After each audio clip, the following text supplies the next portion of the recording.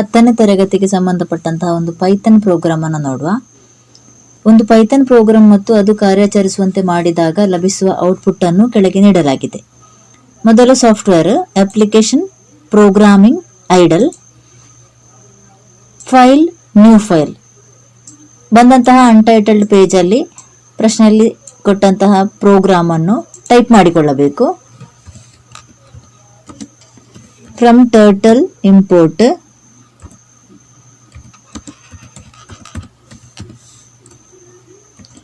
ತಪ್ಪಿಲ್ಲದೆ program ಅನ್ನು type ಮಾಡ್ತಾ ಹೋಗಬೇಕು. ಟೈಪ್ ಮಾಡಿದ ಮೇಲೆ file save as exam10 folder ಅನ್ನು ಸೆಲೆಕ್ಟ್ ಮಾಡಬೇಕು.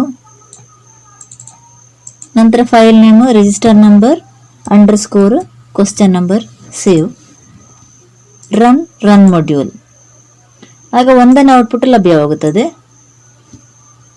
ಎರಡನೇ ಔಟ್ಪುಟ್ ಬರಬೇಕಾದ್ರೆ ಪ್ರೋಗ್ರಾಮ್ ಅಲ್ಲಿ ಪರ್ಪಲ್ ಡಿಲೀಟ್ ಮಾಡಿ ಬ್ಲ್ಯಾಕ್, ಪಿಂಕ್ ಡಿಲೀಟ್ ಮಾಡಿ yellow. File save run module.